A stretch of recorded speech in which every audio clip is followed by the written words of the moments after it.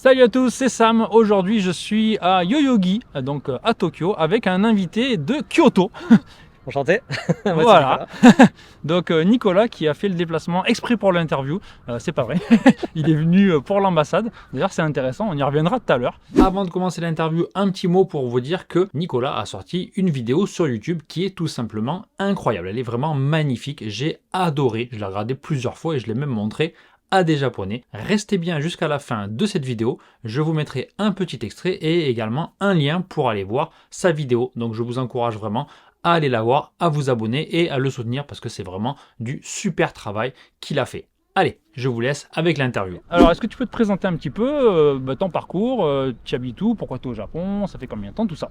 Je m'appelle Nicolas, j'ai quel âge maintenant? J'ai 43 ans, je suis perdu. Je suis venu au Japon en vacances il y a une dizaine d'années, c'était en 2015. J'habitais Paris, j'en avais marre de la vie parisienne et du côté un petit peu les incivilités, l'ambiance qui est un peu pesante, je trouvais. Je voulais vivre ailleurs, mais je savais pas où. Je suis allé au Canada. Le Canada m'avait pas plus que ça. D'accord. Comme tout le monde, je suis né dans les années 80, donc forcément, voilà, j'ai vécu avec Dorothée, etc., avec tous les animés.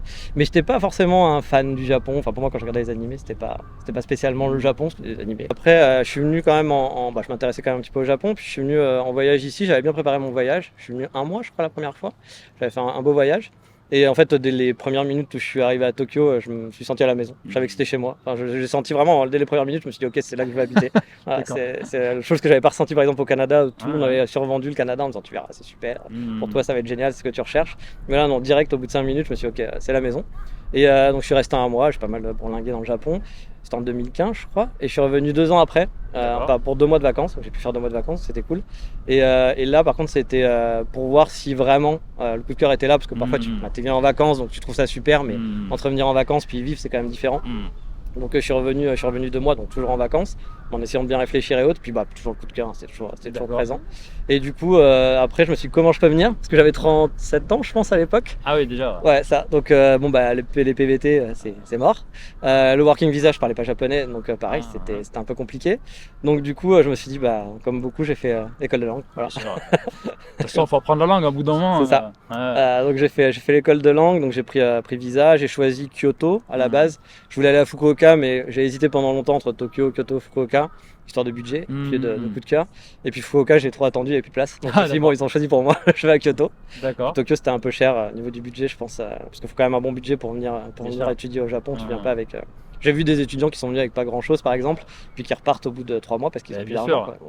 Comme on avait dit, il faut, je crois, 16 000 € sur le compte, mais juste un extrait. Après, tu peux rendre l'argent. Ouais, mais finalement, l'école, ça coûte 5-6 000 € par an. C'est 6 000 € par an. Voilà, 6 000 € par an. Faut se loger, faut bouffer. Et quand tu étudies, tu n'as pas forcément le temps de faire des baïtos. Non. Ou payer au lance-pierre. Ouais. Donc c'est chaud, faut vraiment avoir des ronds, quoi. Ouais, j'avais vu quelqu'un dans une de tes interviews qui disait que le baïto, elle avait essayé, mais que c'était compliqué. Mais ouais, si tu veux vraiment apprendre le japonais, il y a des gens qui sont très bons en langue, ce qui n'est pas mon cas, il faut que tu passes du temps, quoi. C'est-à-dire l'après-midi, moi j'allais à l'après-midi en cours, et le matin, j'étais obligé de réviser les kanji, d'étudier, puis t'as des devoirs qu'il faut que tu rendes. Alors, il y a des gens qui le rendent pas, mais si t'es là pour apprendre, t'essayes de faire ça bien. Tant qu'à faire, Et je connaissais moi des gens qui faisaient des baïtos, mais ils étaient exténués. À la fin des 2 ans, moi j'ai vu des mecs, t'avais l'impression qu'ils prenaient de la drogue, parce que tu vois, genre, ils étaient genre, tu les voyais, tu te disais putain, le mec il est drogué. Non, c'est juste qu'il étudiait, puis qu'il avait un baïto, puis qu'il dormait pas, quoi. C'est chaud. Donc surtout quand il y a plus de 30, 55, 40. Ouais, c'est dur. Alors, moi j'en avais vu pareil, j'en ai déjà vu plusieurs fois, mais c'était des Vietnamiens ou des Chinois, mais ils avaient 20 ans. Ils avaient l'énergie. Déjà, ils faisaient des travails de nuit, des choses comme ça. J'en avais qui faisaient ça. Le journal ou quoi, ils étaient morts, mais bon, ils avaient 20 ans. À 35 ans, c'est pas possible. C'est plus dur, ouais. Moi j'ai toujours voulu, venir au Japon, c'était un but. Mais après, moi j'ai toujours voulu venir dans des bonnes conditions. C'est-à-dire que je voulais pas être en galère. Après, si tu as envie de galérer ou si tu as envie si tu veux manger des cup ramen tous les jours et que ça te va, c'est pas un souci, chacun fait ce qu'il veut, mais moi j'avais pas envie. J'avais envie quand même d'avoir, tu vois, genre pouvoir vivre tranquillement puis profiter. Du coup, j'avais bien préparé mon budget. C'est vraiment un conseil que je donne, c'est toujours préparer le budget, fais ton petit fichier Excel, tu fais tes petits calculs, tu demandes un peu à droite à gauche. Moi j'avais demandé à des Français qui vivaient sur place combien ça leur coûtait à l'année, l'école, etc. Donc j'avais préparé mon budget, donc je devais faire 2 ans. Mais après 1 an d'école, encore une fois, moi les langues c'est pas mon truc, et puis retourner à l'école à 38 ans c'était sympa, les profs étaient sympas, les élèves étaient cool, je me suis bien marré pendant 1 an, mais je me suis dit au bout d'1 an, vu le niveau que j'ai, si je reste 2 ans, comment je vais pouvoir rester? J'étais là, j'aurais pas un niveau pour trouver un boulot ou quoi que ce soit. Donc je me suis dit bon, ça sert à rien. Il me restait de l'argent du coup, donc je me suis dit bon, je vais essayer de faire autre chose. Donc j'ai fait le nomade. D'accord. Donc après d'un an, je suis parti. Ouais. Et après ça c'est personnel, hein. Il y a des Ouais, gens ouais. moi j'ai vu des gens qui étaient vraiment super nuls en japonais, pire que moi au départ et qui vraiment galéraient, qui sont restés de 3 ans parce qu'avec le Covid il y avait une année supplémentaire, les gens pouvaient rester un an de plus et qui maintenant habitent ici puis qui se débrouillent bien alors qu'ils sont partis de très loin. D'accord, d'accord. Voilà, donc c'est encore une fois ça va dépendre de vous. Et pendant cette deuxième année, du coup, qu'est-ce que tu as fait? Alors en fait je suis parti en Écosse parce que Ok, j'avais un pote, d'accord. j'avais un Ah, pote t'as qui quitté habitait. le Japon carrément. Ouais, en fait mon visa se terminait parce que du coup quand tu finis l'école après ton visa tu peux pas rester, D'accord. t'es obligé de partir. Hmm. Puis ça ils m'ont bien fait comprendre, hein. Ah, Tant ok. que j'avais pas le billet d'avion, le directeur était genre Tous les jours. ouais, et Ok. après dès que je lui ai montré le billet d'avion, ça y est, tout allait bien, mais au départ c'était parce que pour eux je pense qu'ils ont d'un point de vue de l'immigration, je pense Bien qu'ils sûr. sont vraiment contrôlés et que du Mhm. coup ils peuvent pas faire ce qu'ils veulent. D'accord. Ça aussi, il y avait un truc important que quelqu'un a dit dans ta vidéo que j'avais trouvé ça bien, une de tes interviews, Hmm. c'est effectivement faut être présent à l'école. Ouais, ouais, c'est 90% je crois de Ouais. ta présence Ouais. si tu veux être renouvelé C'est ça, ou si tu veux avoir un autre visa un jour. c'est ça. Je pense qu'ils regardent ça de très près. Ils regardent de très près, ouais, Et puis parce que l'école, ils le rabâchent. Hein. c'est ça, parce que eux, je pense qu'ils peuvent perdre leur licence Bien après sûr, bien derrière, un sûr. truc comme ça, par l'État, et ils rigolent pas avec ça. Donc moi, je sais qu'il y avait des gens qui venaient en disant, j'avais un ami belge qui était venu, enfin un ami, je le connaissais pas, mais je le connais à l'école. Lui, il est venu vraiment en se disant, ah bah, je vais faire une école, comme ça, après, je peux profiter du Japon, puis genre. En 2 semaines, j'aurai appris les bases, puis après, je peux profiter. Ouais. Bon, bah, ouais, ça marche pas comme ça. Déjà, en Ouais. 2 semaines, t'apprends pas les bases. Déjà, tu prends les bases des hiragana, des katakana. C'est ça. Ok. Et après, bah, du coup, il était tout le temps malade, etc. Mais bon, bah, il s'est pas fait expulser, mais il est parti au bout de 6 mois. Non, voilà, tu ne fais pas expulser, hein, Mais c'est sûr qu'on ne pourra pas renouveler. tu quoi. pourras pas renouveler. Et puis, si tu veux rentrer dans une fac ou dans Ouais. un sem mangako ou ailleurs, après, ça va faire ils vont te poser des questions. Quoi. Ouais, Ça risque de faire des problèmes. ça sera compliqué. Ouais. D'accord. Donc, tu es reparti du coup, ok. Ouais, je suis reparti. Au début, je savais pas trop, mais comme je disais, j'avais un budget moi pour vivre pendant 3 ans. J'ai tout quitté. Hein. Moi, j'ai vendu toutes mes affaires. Ma vie tenait en 2 valises, donc j'ai quitté mon boulot, etc. Et je suis venu pour l'aventure. Et du coup, je me suis dit bon bah il me reste 2 ans en gros plus ou moins 2 ans de vie. Donc je me suis dit bon bah est-ce que je retourne à Paris et je recommence? J'avais pas envie. Et je me suis dit peut-être que je peux revenir au Japon, tenter autre chose. Je me suis dit si mon anglais est bon, peut-être que parce que mon anglais est pas bon non plus. Voilà, j'ai toutes les tares. Et du coup, je me suis dit si mon anglais est bon, je pourrais peut-être trouver du travail au Japon avec un working visa. D'accord. Et donc je me suis dit allez en Écosse, je vais apprendre l'anglais. J'avais un pote qui habitait là-bas. Je suis allé à Édimbourg, très jolie ville au passage pour ceux qui veulent visiter. Mais mon anglais n'a pas du tout. C'est un échec. D'accord. Les langues c'est vraiment pas mon truc. Ouais, ouais. Mais bon, je suis resté 8 mois. Hmm. Et après, je suis revenu au Japon pendant 6 mois. D'accord. La méthode du poteau, on appelle ça. Donc, je suis venu en visa de touriste pendant 3 mois. Et après, je suis parti en Corée pendant 2 semaines. Bon, il y en a qui font les allers-retours, mais ça aussi, il faut faire attention parce que Ouais. donc, ça passe, mais ça Voilà, peut. En général, la première fois, que ce soit quelques jours ou 2 semaines, en général, la première fois, ça passe. Ouais, ça passe. Mais voilà, si tu Faut fais pas le 2 faire fois, souvent. 3 fois, en Il faut général, tu fais- faire attention. Hein. Moi, j'avais rencontré quelqu'un qui avait même perdu son visa Ouais. pour le Japon, alors qu'elle avait sa vie ici, hein, parce qu'elle faisait que ça en fait. Ah ouais, mais. Enfin, elle avait pas de visa, justement, elle était en touriste. Ouais, mais Et ça, à chaque fois, elle faisait que ça. Et donc, ça, mais ça faisait des années qu'elle faisait ça. Et au bout d'un moment. interdit de territoire après. Hein. Donc, Oh. ouais, ça fait mal. Voilà, donc vous amusez pas. Ça peut se faire, mais il faut le faire à petite dose. Faut faire vraiment Faites-le à petite une dose. fois au début, mais voilà. Ouais.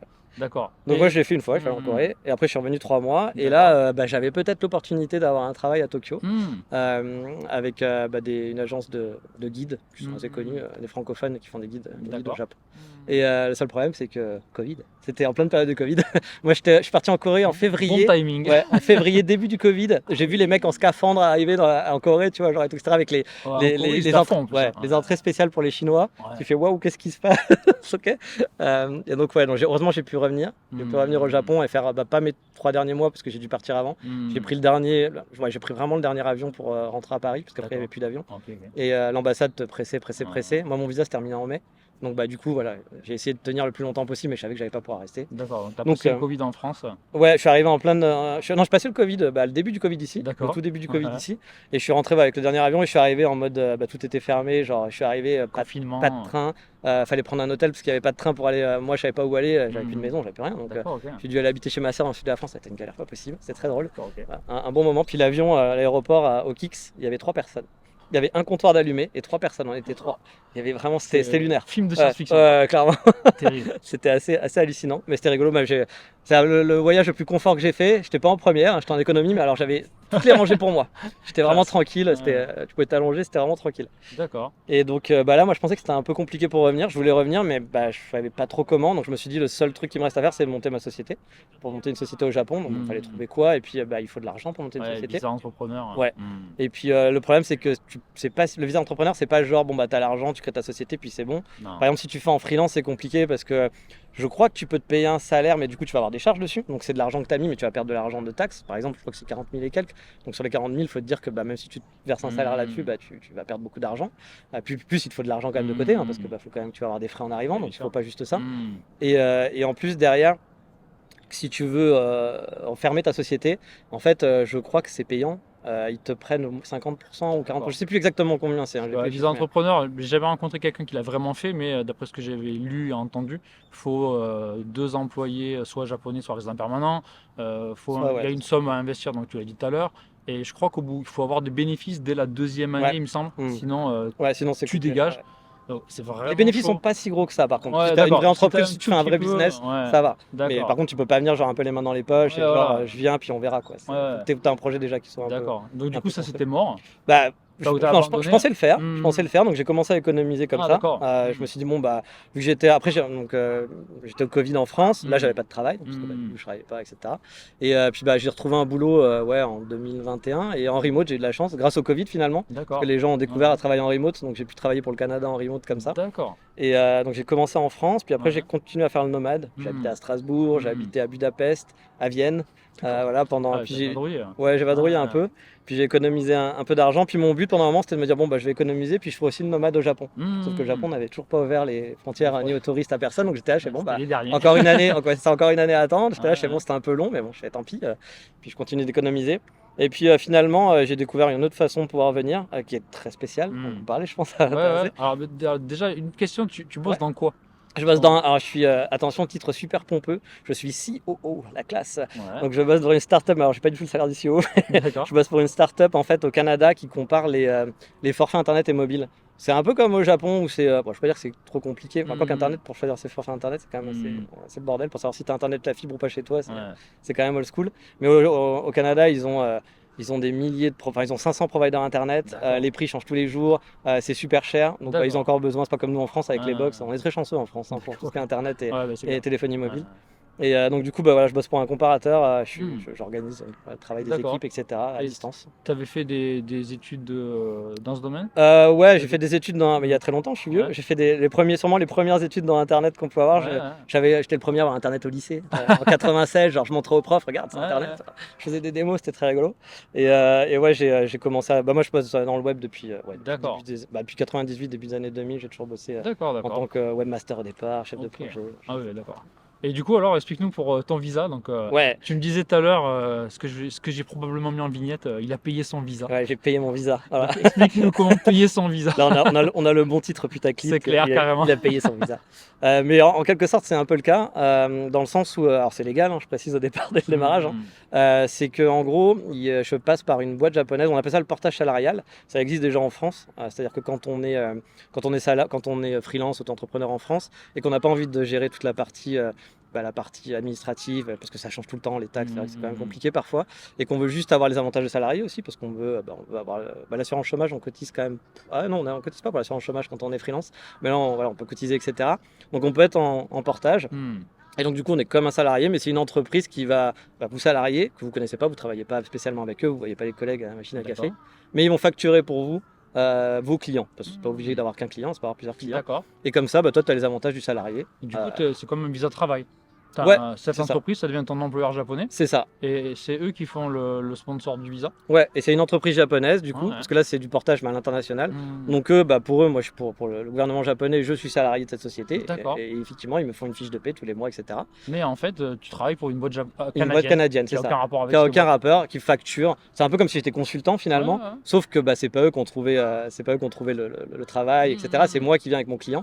Donc l'avantage c'est qu'effectivement je peux avoir un visa de travail. En plus, on m'a dit que j'étais chanceux, moi j'ai d'autres amis qui ont eu des visas 5 ans assez rapidement, mais moi j'ai eu 3 ans, un visa de 3 ans pour le premier visa de travail. Déjà c'est bien, parce qu'en général c'est un an. Ouais, c'est ce qu'on me disait, j'étais surpris parce que moi j'avais des amis qui ont eu 5 ans, même dans le tourisme, ça dépend des boîtes beaucoup.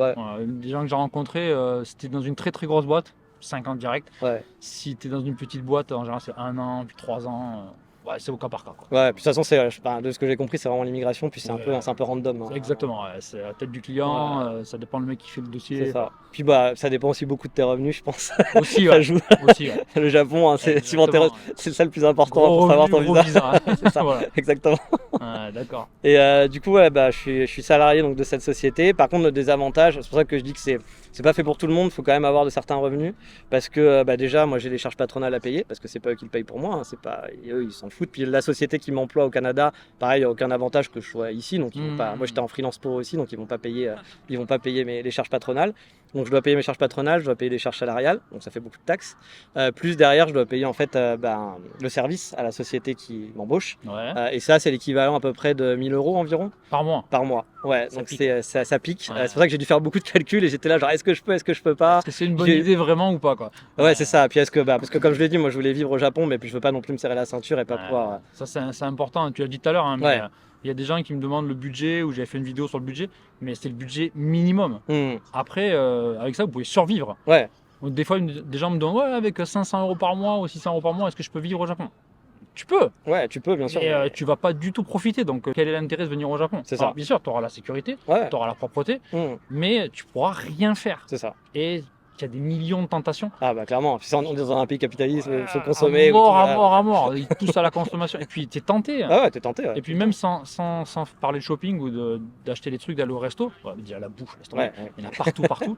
Puis même tu as envie de voyager, quoi. Ouais. Et si Bah, t'as pas vraiment des bons Puis le train, revenus, ça coûte cher. le etc. train, ça coûte un bras. Ah. Enfin bref, voilà, c'est pour survivre, je vois pas trop l'intérêt. Il y a des gens qui font ça, Ouais. mais qui du coup au bout d'1 an ou 6 mois, ils en ont Repartent, marre et ils se barrent, quoi. Ou alors Donc, tu peux faire ça si tu as un projet derrière, puis que voilà, tu as construit ton truc, mais moi je dis toujours faut bien Ouais, préparer. Si tu as envie de sûr. préparer. Ouais. Moi par exemple, ça me coûte cher, mais je veux aussi préparer la suite. Je suis pas venu en me disant bon bah je vais faire ça toute ma vie parce que là c'est pas très rentable, j'économise pas d'argent, je fais rien du tout, je suis D'accord. vraiment ric-rac. Ok. Un des trucs aussi à savoir, c'est que là par exemple, j'aurais pas pu venir si ça avait été juste ça, mais du coup vu que en fait ils prennent le loyer à leur charge, enfin c'est moi qui paye le loyer, mais c'est eux qui vont le payer en direct. Et après D'accord. ils prennent l'argent sur ma facture finalement. Ok. Et du coup ça me fait baisser, ça va me faire baisser mes charges parce que mon Ah. brut imposable est plus bas. Ah, Donc d'accord. j'économise genre 300-400 €, je sais Ok, plus ok. exactement, mais donc ça permet par exemple sur les 1 000 €, ça fait que je paye que 600 € finalement D'accord, il y a quand même par rapport des à ce que petits j'avais pris. avantages. Voilà, il y a des petits avantages. D'accord. Mais bon, tout ça c'est des petits calculs. Il y a des sites Mhm. internet qui font ça très bien aussi pour calculer combien tu vas payer d'impôts, etc. C'est quoi ton salaire, enfin suivant ton salaire, il y a des sites que j'ai dû chercher, mais on peut les trouver. Il D'accord. y a des bonnes adresses pour ça.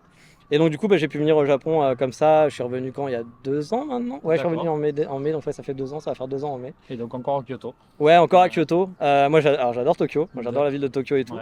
Mais j'adore les quartiers de bourgeois et du coup Mhm. les loyers ici je pourrais payer un Ouais. loyer ici, mais j'habiterais sûrement dans un tout petit appartement. Là à Kyoto, avec l'euro qui change, je sais pas trop actuellement parce que moi c'était à l'époque, mais mon loyer devait être à je pense dans les 800 € pour un 45 mètres carrés, mais j'habite dans le centre, vraiment dans l'hypercentre de Kyoto. d'accord. Tu peux pas faire plus central, puis c'est un faisait condo quoi, super neuf. 120 000 yens, 130 000 yens? Ouais, 130 000 yens. Ah, ok. Ouais, c'est à peu près 130 000 yens, charges D'accord. comprises. Hmm. Donc, et j'habite vraiment dans le centre, dans un appartement qui est neuf. On peut Ah avoir oui. beaucoup moins cher à Kyoto. Ah ouais, Ouais, c'est vraiment pas cher. Hein. Ouais. Ok, ok. Et ici, ouais, t'auras pas 45 mètres carrés avec une grosse terrasse. Plein Donc, centre, non. voilà. Non, bah oui. Pas en Puis neuf. même pas en plein centre. Je regardais justement, moi j'aime bien ces Tagaya et je regardais un peu les prix et je voyais que pour 130 000 là, pour des locations, alors j'ai pas vu l'état des apparts, mais t'avais genre des 30 mètres carrés ou des trucs comme ça, quoi. Ce qui est déjà pas mal. Moi je pensais que ça serait plus cher. correct, ouais. Ouais. Je pensais que ça serait plus cher que ça. Donc je pense que ça va être une offre que j'ai Non, dit. l'immobilier à Tokyo, on en parle souvent, avec des exemples, ouais, Shinjuku, Shibuya, mais Tokyo c'est hyper grand. Ouais, c'est ça. Et il y a plein d'endroits pas très chers, c'est beaucoup moins cher que toutes les grandes villes européennes ou occidentales. Ouais. Comparé à Londres, Paris, Ouais. New York, ça n'a rien à voir, c'est beaucoup moins cher. Donc voilà, l'immobilier à Tokyo, si vous voulez pas être à 2 minutes à pied de la gare de Shibuya dans un c'est 50 mètres carrés alors que vous êtes célibataire, vous paierez pas très cher et vous pourrez avoir des trucs relativement grands et pas hors de prix et de bonne qualité. Voilà. Puis il y a plein de quartiers sympas. Moi, Plein de quartiers. Puis c'est super bien desservi, tu vois. Moi, je suis venu, j'habite à Yokohama et je suis venu en 30 minutes direct à Meiji-Jingu. Si tu habites de l'autre côté de Tokyo, tu mettras autant de temps et tu paieras peut-être beaucoup plus cher. ouais. Donc c'est pour ça que Yokohama est très prisé. Il y a beaucoup de gens qui bossent à Tokyo et qui veulent habiter à Yokohama. C'est moins cher. Ouais, Tu c'est habites à pratique. 10 minutes d'une gare locale à pied et tu as un appartement 2 fois plus grand qu'ici. Donc voilà, l'immobilier à Tokyo, voilà. Écoutez pas les gens qui disent ouais, c'est super cher, on vit dans des 2 mètres carrés. C'est qu'ils Non. l'ont choisi. Tu peux très bien vivre dans un 30 ou 35 ou 40 mètres carrés pour 120, 130 000 yens. Mais voilà, tu seras un petit peu excentré. Mais tout à fait possible. Puis les quartiers sont sympas. Enfin, moi, c'est ce que je te dis, c'est des villes, t'as plein de villes dans des villes et Oui. moi, j'aime pas trop j'aime pas trop. J'aime bien, j'ai adoré venir en vacances ici, tu vois, dans le centre de Tokyo. Mais moi, j'adore surtout j'appelle ça la banlieue, mais c'est pas vraiment la banlieue, hein, mais dès que tu vas sortir en dehors de la Yamanote, voilà, il y a plein de coins qui sont. Ici, dans l'hypercentre, t'as trop de gens. Hmm. T'as que des désavantages. C'est super résidentiel, c'est super dès que tu calme. t'écartes un peu, t'as des coins résidentiels. Avec quand calme. même, t'as de la vie, parce que t'as Ouais, des centres mais avec t'as la plein de gare, t'as trucs. plein de vie, t'as plein de. Moi, j'adore les coffee Ouais, shops. ouais. Il y a plein de coffee shops super cool là. Bien sûr, Vers bien sûr. Setagayaku, je fais la Ouais, tournée, j'adore. Donc, puis là, Tamagawa ou Tamogawa, je sais jamais. Tamagawa. Qui est super joli aussi, toutes les rivières. Bon, Ouais, je pense que c'est pas donné aussi quand tu dois habiter. Énormément de coins sympas, pas très loin du centre, Hmm. et avec une qualité de vie mais incomparable. Donc voilà, donc c'est tout à fait possible. Ouais. Ok. Et je reviens tout à l'heure, tu disais que tu étais venu du coup pour aller à l'ambassade. Ouais. Pourquoi tu es venu à l'ambassade? Ouais, ça aussi, c'est un petit. J'ai plein de sujets spéciaux comme Ouais, ça. ouais, ça, première fois que j'entends ça. Donc, Parce que j'ai décidé de changer de prénom et je veux m'appeler Yamamoto. Monsieur Yamamoto. Non, je rigole, mais non, c'est vraiment je veux changer de prénom. En fait, j'ai fait supprimer mon deuxième prénom parce que au Japon, donc il y a beaucoup de. Enfin, quand tu as deux prénoms, ça passe encore, mais quand tu as beaucoup de prénoms composés, ça peut être vite compliqué. Et puis j'ai un ami qui a fait ça. Je connaissais pas non plus, mais un ami qui a décidé de changer son prénom parce que lui, il en a 4. Donc voilà. Et en fait, le problème, c'est que souvent t'as pas assez de place dans les cases. Puis quand tu vas remplir un formulaire en ligne, vu qu'en fait, il faut que ça corresponde à ton passeport, souvent les informations que tu vas rentrer, si ça correspond pas, on va dire c'est refusé. Mais tu peux pas le rentrer parce qu'il n'y a pas assez de cases. On arrive à gérer toujours, ça se gère. Mais c'est plein de complications. Un truc que tu pourrais faire en 2 minutes va te prendre 1 heure, alors que tu aurais pu gérer. Par exemple, j'ai ouvert une compte en banque à la SMBC, qui est une grosse banque japonaise, et qu'ils avaient un nouveau système qui permettait de le faire en ligne, c'est super, etc. Alors oui, effectivement, pour une fois, ils ont une app à peu près correcte, à peu près. Voilà. Et du coup, moi j'étais c'est cool, je vais faire ça en ligne, sauf que ça marchait pas. Donc j'ai dû aller à la banque, j'ai dû attendre 1 heure, alors que normalement j'aurais pu faire ça en 5 minutes en ligne. Donc voilà, j'ai décidé de changer de prénom, donc de supprimer mon deuxième prénom. Et c'est assez simple à faire. Je le conseille à la limite presque de le faire avant en France, si vous voulez vraiment le faire, que le deuxième prénom c'est pas important pour vous. Encore une fois, c'est pas une obligation. Bien sûr. Mais vous faites-le en France, que ça vous évite de venir à Tokyo. Parce que moi, j'ai été obligé de venir à Tokyo pour faire ça. Un rendez-vous de 5 minutes, juste pour vous dire, vous êtes sûr? Oui, merci. Ouais, parce que le consulat, il n'y en a qu'un à Tokyo. Ouais. Alors, tu me disais, il y a une. C'est quoi tu disais tout à l'heure? Une tournée consulaire. Une tournée consulaire. Ouais. Donc, de temps en temps, ils vont à Osaka, c'est ça? Ouais, c'est ça. Sauf que, par exemple, pour la demande de changement de prénom, tu es obligé de venir à Tokyo. C'est pour le passeport. Par exemple, là, je dois refaire mon passeport parce que j'ai changé de prénom. Le changement de prénom a été accepté, changé sur mon acte de naissance.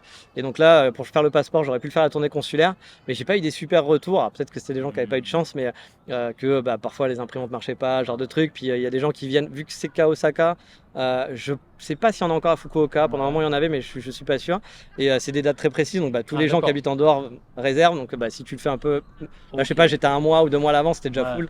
Donc, voilà. Et ils viennent genre une journée et tous les 2-3 mois, un truc comme ça? Ouais, un truc dans le genre. Ah ouais, d'accord. Je pense, après j'ai pas suivi exactement. Ouais, c'est ça. Ouais. Mais de ce que j'ai compris, si en plus il y a un problème ou autre, du coup t'es venu pour rien. Puis ceux qui viennent un peu loin, bon, Osaka c'est 40 minutes, donc c'est pas très loin, mais tu prends ta journée, tu dois prendre le train, si tu viens d'Hiroshima ou je ne sais quoi. Vaut mieux prendre un peu plus et être sûr que ça fonctionne. C'est ça, voilà. Ici, quoi. Donc par contre, c'est vrai que ça coûte cher parce que là, si j'avais fait la complète, j'aurais dû venir 3 fois. Donc la première fois pour dire oui je veux changer de prénom, la deuxième fois pour demander de changer de passeport et la carte d'identité. Et le passeport ils te l'envoient heureusement, enfin ils peuvent te l'envoyer si alors par contre un petit truc, il faut être inscrit au registre des Français à l'étranger. Ça c'est un truc bête mais c'est important à faire parce que ça te facilite certaines démarches. Alors moi je l'avais fait à l'époque mais après il faut renouveler. Ouais, je crois effectivement. J'avais pas réussi à le faire, il m'a dit ouais en ligne on peut faire, et j'ai jamais réussi. Ça marchait pas, je mettais mon adresse, il dit c'est pas une bonne adresse. Il y a toujours un truc qui va pas. Voilà. Enfin, du coup, faut que je le fasse. Ouais, parce que ça peut être utile parfois pour certaines démarches. C'est vrai que ça facilite des démarches, effectivement. Et donc du coup, là j'ai dû retourner pour faire le passeport. Et si j'avais fait ma carte d'identité, j'aurais dû revenir pour juste chercher ma carte d'identité parce qu'ils n'envoient pas la carte d'identité. Ils envoient le passeport, mais pas depuis longtemps. C'est pas le truc. Mais la carte d'identité, non. Bon, j'avoue, je comprends pas. C'est un peu mystérieux. Ouais, parce qu'en plus, d'un point de vue sécurité, je pense que on a plus de chances de te piquer ton passeport au Japon que ta carte d'identité française. Surtout en étant au Japon, tu as plus besoin de ton passeport, c'est plus important que la carte d'identité. Donc du coup, la carte d'identité, je ne l'ai pas changée. Voilà. D'accord, ok. J'aurais deux nationalités différentes, enfin 2 prénoms différents. Sur les documents. Ça. Ok. Parce qu'en fait, on en parlait tout à l'heure, mais je crois que quand on arrive au Japon, en fait, la première fois à l'immigration, il faut écrire son nom en katakana. Et on décide comment on veut l'écrire. Donc, par exemple, tu choisis les petits sous, tu choisis d'allonger ou pas, enfin c'est toi qui choisis, mais tu dois écrire comme sur le passeport tous tes prénoms. C'est ça. Et donc moi j'ai 3 prénoms, mais ils sont assez courts, donc ça rentre toujours dans les cases. Donc j'ai jamais eu trop de soucis. Alors de temps en temps, par contre, ça rentre dans les cases. Mais après, quand ils m'envoient des courriers, il y a la moitié de chaque prénom. Ouais, c'est Donc ça il y a qu'il les faut deux couper. premières lettres de chaque. Je suis c'est bon. Ou alors Donc, parfois, tu as des problèmes d'espace aussi. Ils voilà. considèrent pas l'espace, donc ils pensent que c'est qu'un seul prénom. Donc, et du coup, moi, j'ai jamais eu trop de problèmes. Mais voilà, encore une fois, j'ai des prénoms assez courts. Mhm. Mais effectivement, si déjà tu as un nom en rallonge et des prénoms composés, Ouais, ça peut être compliqué. ça peut être compliqué. Mais c'est pas obligatoire, hein. Enfin, vraiment, on peut vivre, comme tu dis, on peut Ouais, vivre mais sans. c'est- Il y a plein de c'est gens qui pour vivent sans. simplifier la vie, C'est quoi. ça. Moi, vu que vraiment mon but, c'est de rester. Alors, je sais pas ce que Mm. donnera la vie, mais moi, je veux vraiment vivre ici à Ditam. Passer ma Mm. retraite ici, pour moi, je ferai un très bon retraité au Japon, je pense. D'accord. Il faudrait que j'ai une retraite, mais je ferai un très bon retraité au Japon. Mais du coup, je me suis dit, voilà, c'est à peu près. Faut compter en gros une bonne année de procédure, le temps de tout faire. Parce que le temps de faire les demandes, que ça prend du temps, etc. Puis là, bah, c'est la partie française. Mais après, il faut faire toute la partie japonaise. Donc, il faut repasser à la migration. Ça peut être un peu compliqué. Ouais, vaut mieux faire ça avant en fait. Ouais, c'est ça. Vaut mieux faire ça avant parce que ça évite de faire toutes les démarches après. Parce qu'après, une fois que tu es installé, tu vois, moi je suis installé, j'ai ouvert mes comptes, j'ai C'est mes ça, cartes, tu seras obligé de tout changer. Du coup, ça fonctionne, tout roule. Il faut pas toucher. Voilà. c'est ça. Donc, j'ai pas Exactement. envie de tout recommencer. Mais en plus, c'est des bêtises, hein, parce que moi, comme je te disais, parfois, il y a des trucs que je peux pas relier parce que ils considèrent que les prénoms, pourtant les prénoms sont écrits pareil, etc. Mais parce que parfois, effectivement, tu vas voir ça va être écrit en katakana, puis parfois c'est dans l'alphabet lorrain. ça suffit. Donc ils n'arrivent pas à matcher. Ou alors parfois ils considèrent qu'il n'y a pas d'espace, ou ton prénom est coupé, donc du coup ils vont pas réussir à matcher avec ta banque, donc tu peux pas relier de trucs. Donc souvent tu perds du temps. Tu peux tout régler, mais tu perds du temps pour des bêtises en fait. Ouais, quand j'avais relié mon compte PayPal à un compte japonais, Mhm. j'avais dû m'y reprendre 3 fois. J'avais dû envoyer 50 messages à PayPal. PayPal, il te dit ouais, c'est la banque. Et la banque dit non, mais c'est pas nous, c'est PayPal. Dialogue de sourd. J'avais mis 1 mois. Et il y a 2 comptes, j'ai jamais réussi à les relier. Et j'ai réussi à en relier un, celui de la Mizuho. Et du coup, je touche plus rien. Ça marche. Quand ça marche, tu touches. Mais voilà, un truc qui t'aurait pris 5 minutes en France, C'est ça. m'a pris 1 mois ici. Quoi. Ouais, c'est ça. Voilà. Mais bon, voilà, c'est comme ça. Donc c'est pour Ah. ça. Encore une fois, c'est pas obligatoire, on peut faire sans, mais je m'achète la paix sociale pour la suite. Et le truc à savoir aussi, c'est que si vous allez, enfin moi c'est ce qu'on m'a dit en tout cas à l'ambassade, le premier truc qu'on vous demande c'est est-ce que tu es marié?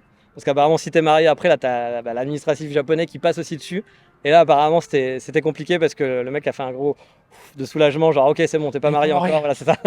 Ça va être beaucoup plus simple. D'accord. Parce que sinon apparemment, donc vaut mieux faire ça avant le mariage. Et encore, l'idéal si vraiment vous êtes sûr que vous voulez faire votre vie au Japon, etc.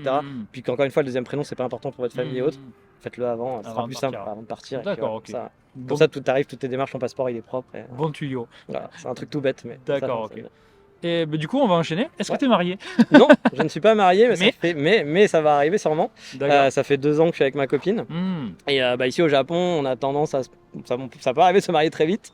J'ai déjà vu des Japonais qui se marient au bout de 2 semaines. Hein. Chez mon ancien professeur de japonais, il a rencontré sa copine 2 semaines après, il était marié. Sans déconner. Ouais, sans déconner. Bon, après, faut C'est pas s'étonner sur le divorce. c'est ça. Ah, mais je comprends pas. Voilà, c'est ça. Ah ouais, c'est un mystère. Après, je sais pas s'il y a beaucoup de divorces, mais moi j'ai toujours entendu dire, et puis dans les connaissances que j'avais, Ouais. que on divorce pas tant que ça, par contre on trompe. Bon, Parce après, que... des divorces, il y en a de plus en plus. Hein. Ah ouais Moi, je vois, j'ai beaucoup d'élèves femmes Mhm. et j'ai énormément d'élèves divorcés. Et c'était encore tabou il y a 20 ans, je pense. Mais maintenant, ça y va. Ça y va. Ouais, Donc, franchement, en tout cas, moi, dans mes élèves autour Ah ouais. de moi, ça divorce sans souci, quoi. Voilà. Alors, il y en a beaucoup qui attendent que les enfants soient c'est grands. ça, ouais. Mais j'ai aussi pas mal de femmes qui ont été mariées et puis ont divorcé au bout de 2-3 ans. Et se sont remariées et après elles ont refait leur vie avec quelqu'un, elles ont Ok. des enfants, etc. Donc voilà, le divorce c'est beaucoup plus simple maintenant. Et ouais, j'en reparlerai dans une autre vidéo parce que j'ai des contacts avec un Français justement qui a divorcé et qui n'a pas eu une expérience forcément très très joyeuse. C'est pas la pire des expériences non plus. Mais il y a 3 types de divorce je crois au Japon. Il y a le divorce à l'amiable Mm. qui est vraiment d'une simplicité. Ouais, c'est ça. Si les deux sont d'accord, tu as un papier, tu signes, tu vas à la mairie, c'est Tu terminé. écris tes conditions et puis voilà. Et voilà, et tu peux même. T'écris ce que tu veux, Si ouais. tu veux, tu écris rien. Ouais. Tu décides, ouais, c'est bon, moi je paye ça, toi tu payes ça. C'est ça. Tu gardes la PS5. Ouais, je voilà, garde c'est le chat. ça, je garde le chat. C'est ça. Et après, voilà, après, est-ce qu'il y a un procès Hmm. Est-ce que on n'est pas d'accord, etc. Donc ça peut être très très très compliqué aussi, Ouais. comme en France, Ouais, c'est ça. évidemment. Sauf Mais que voilà. je trouve que c'est beaucoup, je pense que c'est encore plus simple qu'en France, que vraiment, si t'es Ouais, vraiment voilà. à l'amiable, parce Voilà, que à la plupart l'amiable, du temps, il me semble, C'est c'est genre. un papier. Ouais, c'est ça. Pétage de Ça se fait super vite et c'est genre, je vais pas dire qu'en 10 minutes c'est torché, mais Mais pas quasi loin. tu vas, Ouais. tu vas à la mairie et ça se D'accord, passe. et du coup, donc toi non, tu vas pas te marier au bout de 2 semaines. Non, mais bah non. peut-être au bout de 2 ans. Ouais, ça, sûrement au bout de 2 ans. Bah, Ouais. en fait, le changement de prénom aussi, là, je l'ai fait. Je l'ai pas fait pour ça, mais entre autres, parce que je savais qu'après ça allait être compliqué. Hmm. Donc là, elle sait qu'il faut attendre le changement de prénom. Donc, parce que bon, bah, forcément au Japon, comme je dis, ils se marient quand même assez vite, donc 2 ans c'est beaucoup. En France, je me serais jamais marié, j'aurais attendu, comme j'aurais attendu peut-être 5 ans, 10 ans, j'en sais rien. Mais bon, ici, je savais que ça allait devoir aller beaucoup plus vite. Déjà, pour la famille, pour la belle famille, parce que forcément, ils comprennent pas non plus, c'est pas forcément dans les mœurs. Non, ils ont été. Moi, j'ai une belle famille qui est super sympathique, j'ai été super bien accueilli. T'as jamais eu de soucis avec eux? Ah non, ils sont super gentils. Le père a pleuré la première fois qu'ils ont rencontré, parce que j'avais écrit un petit message en disant merci de m'intégrer dans votre famille en japonais, tout, etc. Et ma copine m'a dit j'avais jamais vu mon père pleurer, etc. Genre. Et non, mon fils, Moussoufo. Non, il est très réservé, etc. et tout, mais quelqu'un de très gentil. Ouais, et puis toute sa famille, ça s'est bien passé et tout. Et tu parlais déjà bien japonais quand tu l'as rencontré? Non, je parle pas. Alors le truc, c'est que je parle. Ah oui, ça aussi, je ne parle pas japonais parce que souvent. D'accord, parce qu'on s'est arrêté en fait en cours de route de tes études. Mais... Non, je parle très mal japonais. Je peux me débrouiller pour commander des trucs dans un café et autres, etc. Je sais faire du small talk, ça mouille Disney, voilà. Tout le small talk qui est finalement 100% de la conversation dans la rue. Je rigole, mais. Tu as peu d'occasion de discuter 1 heure avec un japonais, quoi. Ah, tu peux, parce que quand même, justement, c'est une frustration que j'ai, parce que dans les cafés et tout, moi je vais souvent dans les coffee shops, j'adore les cafés. Et puis voilà, on peut discuter facilement avec dans les coffee shops, c'est des gens un peu plus jeunes, un peu plus dans le Kansai aussi. Peut-être que c'est un peu moins. Oh, qu'à Tokyo, les gens aussi parlent. Ouais, non, ils sont cool. Puis, petite parenthèse, le Japon c'est le pays du café. Ouais. Tu as des cafés partout. Tu peux en acheter partout. Il y a du très bon. Il y a du très bon café. Alors pas forcément des espressos systématiquement. Tu as des cafés longs, tu as des cafés. Tu as des cafés mieux que moi. Mais voilà, il y a des gens qui s'inquiètent en venant au Japon. Est-ce que je vais trouver des cafetières? Est-ce que je vais trouver ici? Non, il n'y a aucun souci. Plus facilement qu'en France. Les plus grosses marques de café filtre sont japonaises. Ario c'est japonais, Kalita c'est japonais, donc aucun souci. Et puis non, les coffee shops font partie des meilleurs du Japon, enfin des meilleurs au monde. Ils sont vraiment très réputés. Il y a plein de marques qui sont vraiment très réputées ici. D'accord. Donc fin de la parenthèse, excusez-moi. Tu me disais donc avec les belles familles, pas de souci. Non, tu parles pas japonais. Ouais. Non, je parle pas. J'ai fait un an de cours en fait, et puis je sais pas, je devais avoir un niveau qui devait être. J'ai pas passé les JLPT, mais je pense que je devais être proche du JLPT 3. D'accord. Pas très loin du JLPT 3, je pense, entre le 4 et le 3. D'accord. Peut-être plus proche, j'aurais 4,5, on va dire entre 3 et 4, 3,5. Mais après, vu que j'ai pas pratiqué, j'ai tout oublié, j'ai oublié beaucoup. Et avec elle, tu parles en quelle langue? On parle en anglais. D'accord. Un petit peu en japonais. Elle parle bien anglais? Ouais, ça va, elle se débrouille. Puis moi, je parle bien, je parle normalement, mais je suis pas un très bon niveau d'anglais, mais on arrive à se comprendre. Et c'est pas... après, il y a la communication dans les couples japonais, ça c'est vrai que compliqué. Mais... Alors là, ça fait que 2 ans, mais sur le long terme, je pense que ça va être problématique. Problématique. Ça va causer de temps en temps des petites incompréhensions. Ça va pas être une cause de rupture. Il y en a déjà, tu vois, ça arrive de temps en temps. Surtout au début, la barrière de la langue, j'en reparlerai dans une autre vidéo que je prépare sur ça. Mais même des gens qui parlent couramment, il y a toujours des nuances, il y a toujours des mots qui manquent. Donc, culturellement, c'est différent. Si vous faites des enfants, ça va être un autre problème. Alors ça, j'aurais pas ce problème-là. Elle peut pas avoir d'enfants, puis moi, j'en voulais pas non plus. D'accord, problème réglé. C'est problème réglé sur les enfants. Avec les chats, c'est beaucoup moins cher. Ouais, c'est ça, les chats et les Shiba Inu, ça va. D'accord. Au niveau de la communication, c'est plus simple. Et comment tu l'as rencontré? Je l'ai rencontré sur une application de rencontre, tout simplement. Voilà. C'est une application japonaise, genre Bumble? Non, c'était Tinder ou non, je te dis des bêtises, parce que j'ai fait des dates avant sur des applications. Effectivement, j'avais fait pas Bumble, mais une application japonaise, je sais plus comment elle s'appelait, Pair ou un truc comme ça. Pair, quand j'étais étudiant. Mais j'en ai pas fait tant que ça. Moi, j'avais des amis qui enchaînaient. Mais moi, j'avoue, moi, j'adore me balader, donc moi, j'étais plus aller faire des photos et me balader, puis aller faire des rendez-vous, ça me saoulait, quoi. D'accord. Et puis c'était très spécial parfois les rendez-vous avec les japonaises, les dates avec les japonaises. Mais non, je l'ai rencontré sur Instagram en fait. Voilà. Sur Instagram? Ouais, sur Instagram, parce que je suis très curieux, puis j'aime bien discuter. Genre, t'es tombé sur son profil? Ouais, je sais plus, je pense que je suis tombé sur son profil. Je sais plus comment ça s'est passé, mais on a commencé à discuter, puis voilà, on s'est bien entendu. Et puis quand je suis venu ici, je l'ai rencontré, elle habitait à Wakayama. D'accord. Donc je suis allé jusqu'à Wakayama, j'ai fait pas mal d'allers-retours là pendant 6 mois. Motivé. Ouais, motivé. Et puis c'est bien passé la première rencontre, puis voilà, après on a continué comme ça. Puis du coup, après, au bout de 6 mois, elle est venue habiter chez moi à Kyoto. D'accord. On est venus habiter ensemble, parce que c'est vrai que à Wakayama c'était compliqué. Donc, d'accord. Et donc non, le japonais, malheureusement. Mais c'est un truc que je veux dire, on peut vivre au Japon sans parler japonais. C'est possible, c'est totalement possible. Et moi, je connais des gens qui savent juste dire konnichiwa, ça s'arrête là. Et puis ça fait 10 ans qu'ils habitent là. Moi, j'en connaissais par 20 ans, prof. Ça se fait. Après, on passe à côté de certaines choses, ça c'est sûr. Moi, je suis quand même frustré de ne pas pouvoir discuter. J'adore parler, donc du coup, j'aimerais bien discuter avec des gens qui ont l'air sympas et tout, mais les discussions sont souvent très, très limitées. Surtout qu'à Kyoto, l'anglais, c'est pas trop ça. Un peu, mais pas tant que ça. À Tokyo, ça dépend sur qui tu tombes. Ça, je trouve quand même plus quand t'es dans les boutiques, tu sais, genre dans les cafés, les mecs quand même parlent un peu anglais. Je suis dans une boutique de thé, la fille parlait super bien anglais. Il y en a un. Pas encore aucun japonais parle anglais. Souvent, ils comprennent en plus. Mais Ouais, voilà, parce pour qu'ils ont fait beaucoup parler, d'études. voilà, ils l'ont fait comme en France. Ils ont Hein. fait 6 ans d'études, mais le truc, c'est Exactement. qu'ils parlent pas. Ouais, le problème, c'est que l'enseignement est particulier. Ouais, Mais vous pouvez très bien tomber sur des gens qui ont fait des études à l'étranger ouais, ou c'est ça. qui adorent ça. D'accord, ok. Et donc, ouais, du coup, le japonais, on peut vivre sans, mais effectivement, je le conseille de l'apprendre parce que déjà, en plus, suivant ton travail, moi, par exemple, un des problèmes, c'est que si demain mon travail s'arrête, qu'est-ce que je fais ici? Et bien sûr. Voilà, parce que mon anglais n'est pas un super niveau. Moi, je suis en tant que, on va dire, genre chef de projet manager, il faut que je parle beaucoup, que j'écrive beaucoup. Donc, du coup, j'ai intérêt d'avoir un bon niveau, ce qui n'est pas mon cas. Mon japonais, il est très très bas. Donc, c'est problématique. Il faudrait que je trouve un boulot qui accepte que du français. Mais bon, merci. C'est plus difficile. Ouais, puis du remote, même si pendant un moment c'était genre tout le monde vit en remote, maintenant beaucoup moins. Les sociétés s'y remettent beaucoup, même si ça marche, mais il y a beaucoup de sociétés qui changent de fusil d'épaule. Donc du coup, ce serait compliqué. Donc pour ça, j'essaye de travailler aussi à côté pour essayer d'avoir d'autres revenus ou des revenus complémentaires ou préparer l'avenir au cas où. Parce que on sait jamais. Moi, j'aime bien mon boulot, ça se passe bien, mais si demain ils arrêtent, je me retrouve, il faut que je puisse rebondir. Donc non, le japonais c'est important quand même. Et là, le problème, en plus, le conseil que je donne, c'est vraiment de l'apprendre avant de venir travailler, parce qu'après quand on travaille c'est compliqué. Moi j'ai pas de temps libre en fait, et j'ai du temps libre un peu pour me balader, mais voilà, si j'enlève ça, j'ai plus de vie quoi. Donc, du coup, prendre le temps pour apprendre le japonais c'est compliqué. Et contrairement à ce qu'on pense, être avec une japonaise pour apprendre le japonais, j'avais souvent entendu ça, genre moi par exemple, ça la fait chier de m'expliquer des trucs, et je comprends, hein. C'est-à-dire qu'on va parler en japonais, elle m'explique 2-3 trucs, mais après elle est pas prof non plus quoi, donc elle peut pas tout m'expliquer et puis parler tout le temps. Ouais, c'est intéressant ce que tu dis, parce que ça aide si vous avez déjà un bon niveau, si vous avez déjà un petit niveau. Si vous êtes complètement débutant, ça aidera à rien, parce que vous allez répéter des phrases, vous arriverez à communiquer au bout d'un moment, mais vous n'apprendrez pas la langue. Puis ça va la saouler au bout d'un moment. Ouais, c'est ça. Puis, si vous avez déjà un niveau conversationnel moyen avancé, je dirais, là, forcément, vous pratiquez. Là, tu vas vraiment avec elle, avec sa famille. Mais le problème, c'est que si elle parle anglais ou si elle parle français, vous allez basculer sur le français ou sur l'anglais, c'est la solution de facilité. C'est sûr. Donc, à moins de tomber sur une japonaise qui parle pas du tout une langue étrangère, mais dans ce cas-là, c'est très rare qu'elles aient des relations avec des étrangers. Oh, ça arrive. Ou ça, c'est problématique, parce que les attentes et les cultures, il y a un gros choc. Voilà. Donc, c'est pas forcément la solution idéale. D'accord.